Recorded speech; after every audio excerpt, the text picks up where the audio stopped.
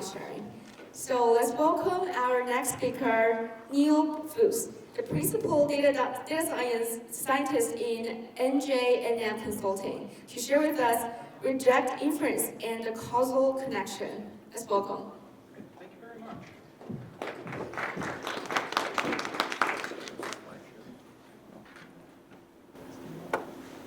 All right, so I always like to jump right into this stuff, so we'll keep it all killer, no filler. So executive summary, a couple important concepts in this talk. Credit models, so the goal there is to develop a classifier, statistical model to select applications for loans that are likely to repay. If they repay, you get some interest. If they don't repay, you lose the principal. Pretty standard game. Because of that, if you're doing this over time, there's going to be some selection biases that get baked into the data set. You might be feeding this back into a training step. So then the real core of the talk is this idea of reject inference, which is kind of not discussed a lot. That's the task of reusing data from denied applications in the past to try and improve your model. A lot of banks use this. They don't talk about it. They treat it as a trade secret or secret sauce, whatever. And so, this talk is trying to spread the idea out there. And then the final idea is like this idea of causal inference, different from reject inference. And this is a framework for reasoning about a data generating process. A little bit different from statistical inference, but related. Happy to, go offline about different types of that. You might be a potential outcomes person, you might be a DAC person. But I think there's like a pretty, relationship between causal inference and what's going on with reject inference. So just a little bit of background. I am a data science or machine learning consultant. I've consulted for many banks and lenders, both in the United States and South and Central America. My clients always ask about doing reject inference, and the reason they ask is they're afraid that maybe they're leaving money on the table. Maybe their model could be a little bit better if we did use this extra data. But the reality is the results may vary, and it's not well understood why. Why is it that a credit union in Nebraska reject inference would work really well, but then across the river in Nebraska it wouldn't? And so situations like that should be very troubling. But if you're just working for one bank, you might never know that because you're only doing business in one state. So that's kind of the inspiration for this talk. But I always like to start my talks with some philosophizing, so bear with me for a little bit. So, in the 1800s when, thermodynamics was kind of getting started, there was like this idea of the universe of there's like particles and they're bouncing around. Some of them are hot, some of them are cold. They were trying to invent refrigerators and heat pumps, that kind of thing. And so the idea was to move some of those particles from one place to another. So if you just kind of like open the window, it kind of gets like that. And like eventually the temperatures would equalize. That was the idea. And the thought experiment is actually like, well, what if there was a thing, so Maxwell's demon, you've encountered this either in high school physics or Thomas Pynchon, take your pick.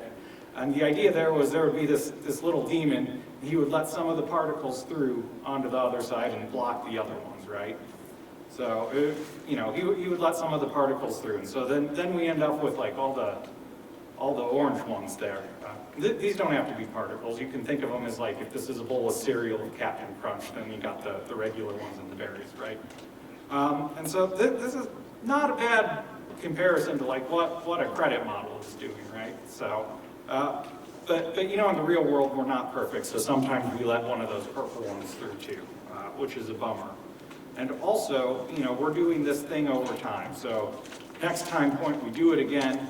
Ideally, we've learned from our mistakes in the past and we do a little better, and so on. But one of the issues is that in practice, as you get more and more knowledge, you get more and more strict, and you're letting through fewer and fewer applicants. And so, if you're just counting the dots in this thought experiment, right, it's actually, we're letting through more, a better rate in terms of accuracy, but, it's actually getting colder. The heater's not working. And so this is kind of like the framing device for this whole thing. And so the reject inference part comes in as like, well, what if we look at the dots that, the demon's not letting through? So with all that said, hopefully we're kind of like in the same kind of idea space anyway. Let's do some experimentation and some benchmarking specifically. So one of the great things that's happened in the last, 10 years is Lending Club posted their data. So most banks, if they're paying a couple bucks a record to Experian or TU, they're not going to be sharing their data with the world at large. But Lending Club is open, so you can just go and get their data and try things out. So they have a lot more data than I need, so I focused on kind of 3-year, 5-year loans, downsampled it to 100K a year, and then just do my normal thing, drop the data through an XGBoost, threshold at highest profit. And then what we're going to do is go through this kind of iterative process of the selection, retrain, do the RI method, and we're going to treat this sample as if that was like our normal population. Since we have full visibility of what actually happened in the past, this will let us evaluate in kind of like a dollar value if this is worth the exercise or not. And then I'm also going to kind of, as a running sidebar, talk about how this relates to causal inference. So first things first, at time 0, we're going to get the data, drop it through XGBoost. We get this ROC curve, looks great. AUC 0.91, fantastic. If you've done this before, you can probably imagine what's going to happen in time 1. And then we've got our threshold tuning plot so we've actually got profit right here. We want the highest amount of profit, so bam, right there. 0.2 is our threshold. Easy peasy. So if we come up with our benchmarks for this time period, if we just approve everyone, we end up with 100K approvals, $5 million of profit. Our 3-year ROI is 0.3%. This is not keeping up with inflation. You're losing money in real dollars. And at the other end of the spectrum, we can say, what if we played perfectly? What if we had like perfect knowledge of what was going on? Then we're making $191 million, 17.4% ROI. Great. And our training set XGBoost is obviously somewhere in the middle, pulling 12.1. Now, if we walk that forward one time step, the inevitable happens. So that model is obviously overfit on 2015. So now instead of making that $100 million, we're only making 24. But we're still doing 3 times better than the approval. So that's okay. So that's just the setup. Now we're actually ready to do the reject inference, which is taking the other people that were not approved in this case. So what are we going to do with the 24 million people that were not approved under this credit model? And can we learn anything from them? So if we do nothing, we can see that, okay, same thing's kind of happening, but our losses have increased a lot. If we step forward to 2017, do nothing, profits down a little bit, but roughly equivalent. So, all right, so that's all just background. If I'm going too fast, like shout at me, but that's kind of what I do, I go fast. So just a couple comments. So at this point, our credit model's underperforming, could be data drift, could be model decay, probably both. Now what? So, the executive's like, well, we paid for all these Experian records for all these people we rejected. Can we do something with it? And yes. So lots of different strategies. Option 1, when we retrain, we completely ignore everything. This is by far the most popular strategy in industry if don't do reject inference. So we're going to retrain with all of the 2015 data and all of the accepted people in 2016. And so I would argue that there is a causal connection with this particular strategy. So in causal inference, regardless of what framework you're interested in, there's this idea of a counterfactual of what would have happened if you had done something differently. And there is a counterfactual assumption that's being made when you ignore this stuff, right? So you're assuming that there is no difference between the accepted population and the population at large, right? Could be a good assumption, could be a bad assumption, we don't know. But since we're in this kind of simulation space, then we can evaluate that. Option number 2, which is fill. To go back to this, kind of Captain Crunch thing, it's like, oops, all berries. So you're going to assume all of the people that were rejected were actually going to default if you had have accepted them. They would have been charged off. So I use this little CO notation here. So that's an even stronger assumption, or a different counterfactual assumption, right? So you're assuming that if those rejects had been accepted, they would have been charged off, right? So you're assuming not only this predictive model that you trained in the first time point, you're assuming that the threshold that you used was the actual correct one for that decision, which we already know is false because we picked that threshold to maximize our profit, not to maximize accuracy. So food for thought. The next couple options try to be a little bit more sophisticated. So next one would be to do, like, in the literature they call it extrapolate. Sometimes you see it called imputation.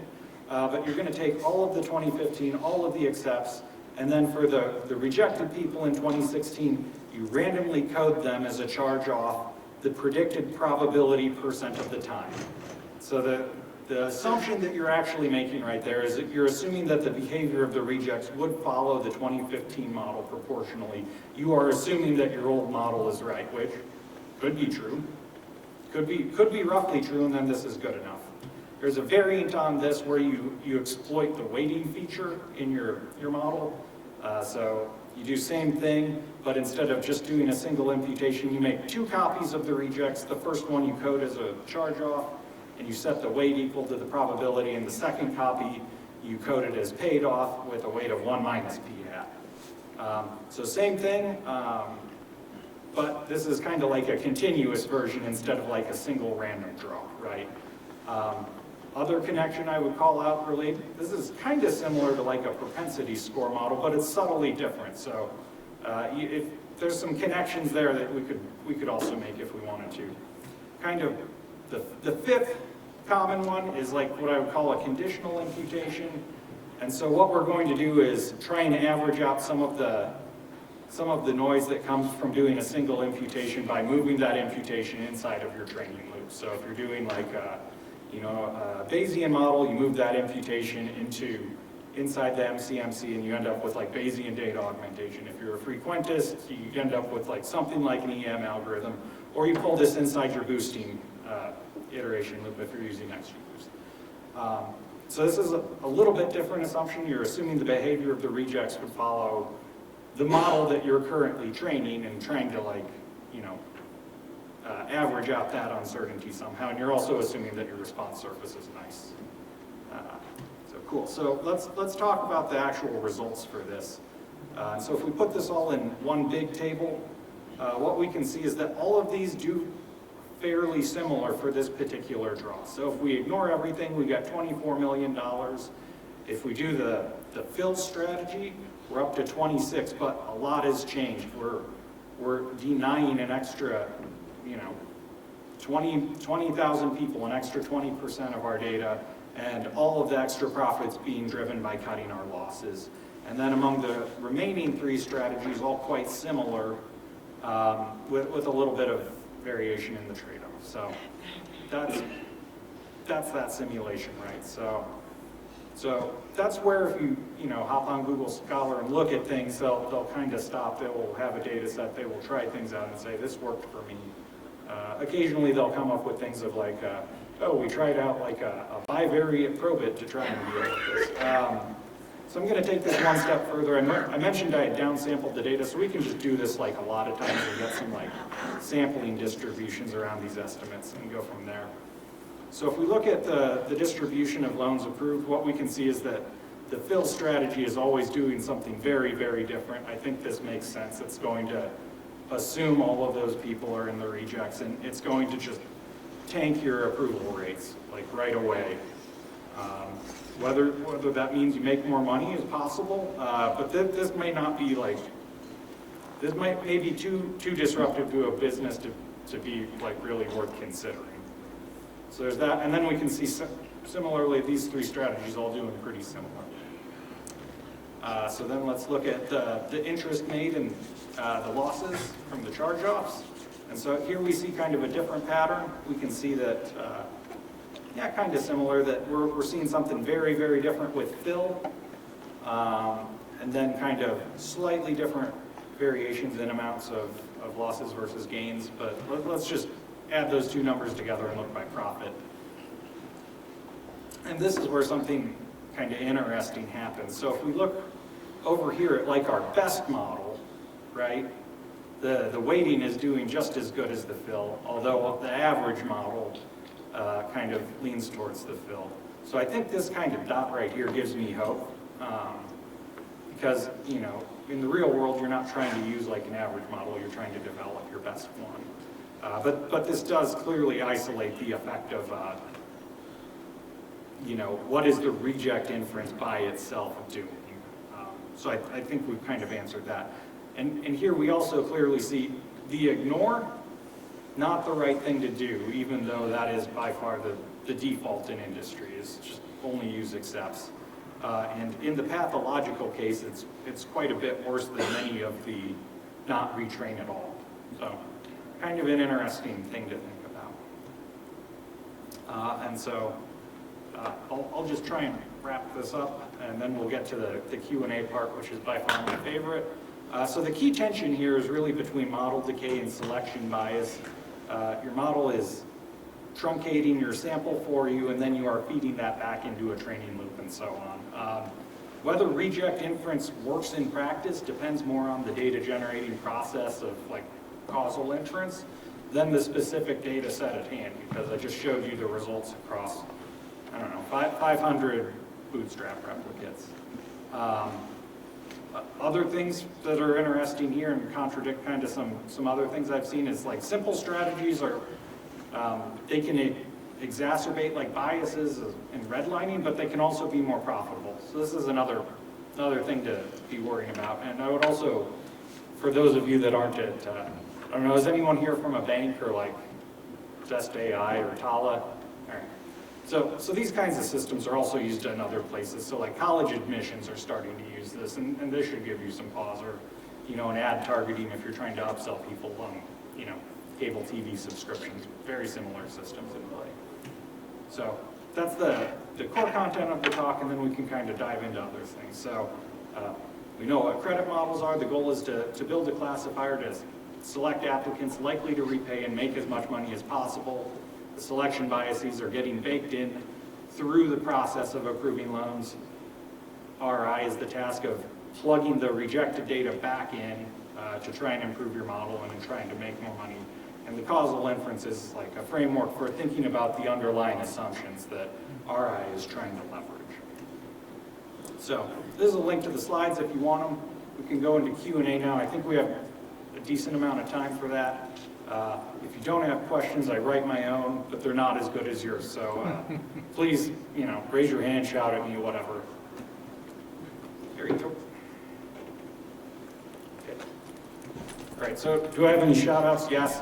So special thanks to my cousin Brock, also Jim at Ensemble X, and Alan Kush at Telepath. Now we got a question. Thank you for your speech. First of all, I'm currently a senior student majoring in statistics and data science.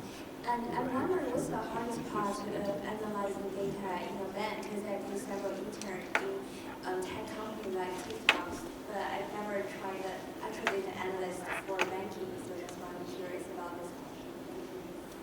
Yeah, so I would say there's kind of two big challenges with working with this kind of data. So the first is that typically the data you're getting is coming from a credit bureau, and the quality of that data will really depend on that upstream data provider. So if you're using TU, you could get very different coverage in different parts of America, for example. Certainly in South and Central America, data quality issues are also different there. And so that is a big part of the job, is just figuring those things out.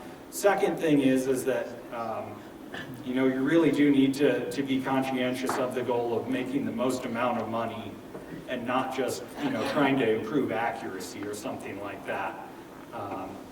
And so like that, usually in a bank there's two different teams. There's like the science team developing the credit models for specific products, and then there'll be a risk team that's setting those thresholds. These two things like go together like peanut butter and jelly. They're very important to make sure that they match. So that's something that I would say is like very different from what you might like get in a classroom or Kaggle, for example. Other questions? We got 10 minutes? I don't know. All right, so who am I? So my name's Neal Fultz. This is my email address. Feel free to email me. I'm a, you know, ML consultant. Great, we got a question. Yeah, so, sorry. assuming that banks in most cases are just going to be like profit maximizing firms, generally they're going to be choosing either the ignore or fill strategy. It looks like fill in this case because that's making the most profit. But as you said, that can lead to things like redlining or bias. What are some strategies that can be used to try to increase fairness, increase the likelihood of these companies using techniques such as weighting instead of filling? Yeah, that's a fantastic question. So there's a couple things in place. So I think one, the regulations around these things are like changing very quickly, and so that does give me cause, some hope that like through interacting with like different compliance teams and stuff like that, that is going to like form a set of constraints around how you train these models in the first place. Second thing I think is that, with the profit maximization, two things come to mind. First is instead of just doing this once a year retrain, you need to like get better at your operations and be retraining more frequently so you're not seeing these like, $100 million drops in this example between like your training set and your holdout set, for example. And so if you're retraining every month instead of once a year, that thing kind of will help a lot. And if you take that to the extreme where you're training every time you book a loan or whatever, then you're kind of like in a reinforcement learning situation that could potentially give you like very, very different outcomes, potentially a lot more in the long run, I think. But, these are typically large conservative institutions. They're not willing to just let you, plug in an RL model and TensorFlow and see what happens, right? So, other questions? Yes, I have a question. Yeah. Yeah. So I am curious, when people know your input, your metrics, and so on, then could they fool your model, by, Yeah, and so this is a great point, and I would like to tie it to like the fraud issue. And so if you are, got a loan application and people fill in the boxes and submit it to you, and maybe they get, a $10,000 loan or whatever, there are absolutely people that will try different things in the text boxes to get your loan through. And, depending on what's in your training set and which features are getting weighted highly in your model, it's a huge risk. Like, someone might figure out that like, if they put in their job as a pharmacist, they're always going to get approved. And you have to be careful about that because once that becomes known, you'll get like a wave of fraud coming through and your money disappears, right? And so best thing to do with that is actually like have a human in the loop where, someone looks at the 100 applications that come in every day and says, oh, isn't that weird that we had 50 pharmacists from Florida apply or whatever. Yeah. Other questions? Yeah. Okay, so what does the chatbot know? Everyone's doing these slides this year. So I asked it to define reject inference, and it actually gave the wrong definition. So this is because like reject usually comes up in terms of like statistical inference and hypothesis testing. So it's like overfit on that. It does not actually know that reject inference is this like specific thing of, training on the rejected data sets. So there you go. I don't know. Yeah. I had a question about, so you were kind of hopeful that how that weighted model had a really good profit, had a really good profit strategy, but it was kind of rare. Like basically based on the sampling in that moment, it made a good model. Right. When you mentioned you want to update multiple times the model, isn't there a bigger risk in that one of like, we might just get closer to the average the more times you try this because it feels like it's more anomalous if that one came in? How do you adjust for that? Yeah, and I mean, this is something I worry about a lot is like you start looking at numbers, but really you're just staring at noise and, you think you're smart, but you just got lucky. I don't know, like after doing this for a while, like you try and be humble about that. But what I will say is that in this particular experiment, it was just like, drop the data through XGBoost, don't do any tuning, don't tune the threshold except in the very first initial time period. All of those things are easy to improve, and certainly when you're booking loans, you want to be using a good model instead of like the first thing you got. So that's part of the hope is that like in the real world, hopefully we're in like the top whisker of the box plots instead of in the box. Okay, so like let's say, because I run into this problem every once in a while where I'll find a really good model and I'll be like, sweet, it chose the right training set, had a good test, had a good validation. But then I'm like, okay, let's train it again. My risk is always, okay, am I giving it a different scenario now that the training set has widened a little more? is it going to make a bad call with the exact same architecture, same like seed value, everything? How would you go about that? Because you can't bootstrap every time and choose just the best one because you're predicting the future. Right.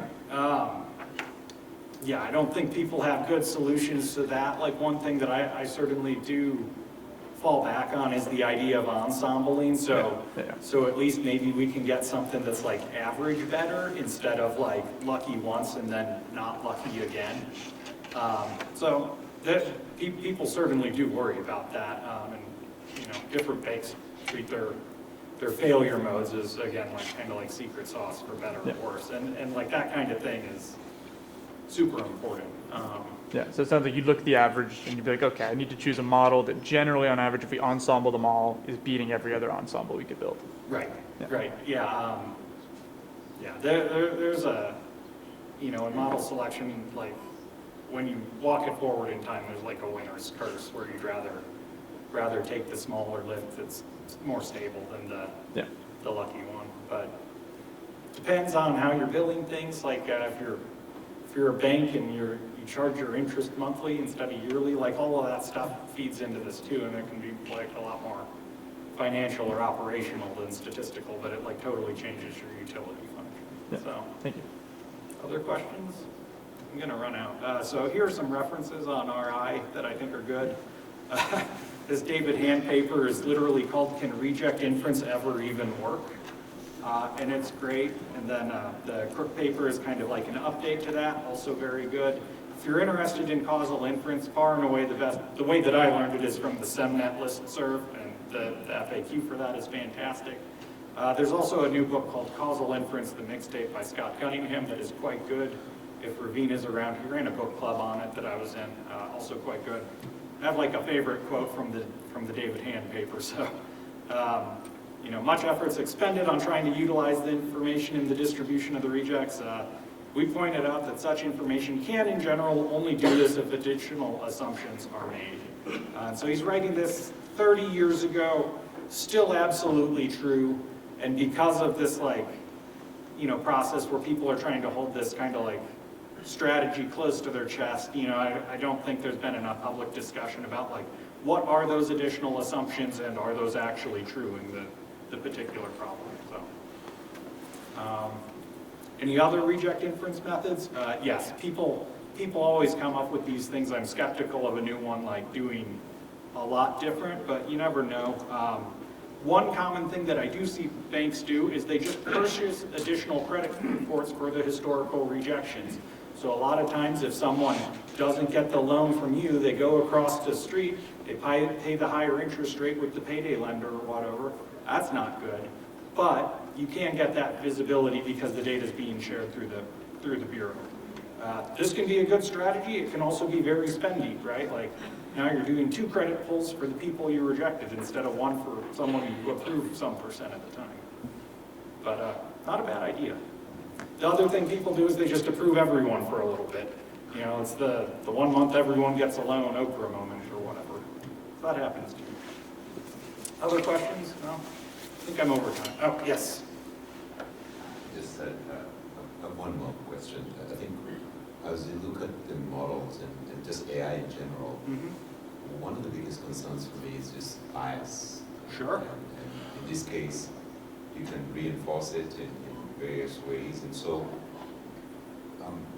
there seems to be a point where you need some human intervention because we have not reached at the point where these systems are self-governing. Right. So especially in the finance industry, is there a body that's looking at this kind of technology and saying, okay, this is how we need to operationalize it across all the institutions, or is it just rogue right now?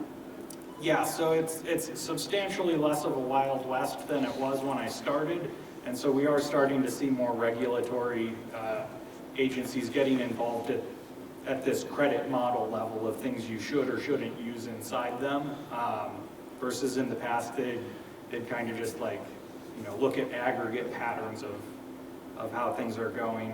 So I do think that's trending in the right direction on the compliance side. As to your point about keeping a human in the loop, I have like mixed feelings about this. It really depends on who the human is. So if you get a good one, then have them do it. If you don't know, like, you know, your results will vary just as much. And you know, to the extent that, you know, a lot of these bias problems predated the use of XGBoost or whatever. They're not new problems. It's just that there's a tendency to get excited about the technology and sweep those problems under the rug for a little bit. And that's absolutely the wrong thing to do. We need to, you know, be scientists. We need to be skeptical about any claims of people, you know, getting in front of 100 people with an XGBoost or whatever, and like actually make sure that that tracks with reality and check our assumptions. Be clear about what our assumptions are and make sure that they're reasonable, right? So, okay. Thank you so much, Neal, for sharing. It's interesting to learn about rejection, inference use cases, and strategies, and how they perform in the use case like fintech. And thank you for the great questions and discussions. Now, next, let's welcome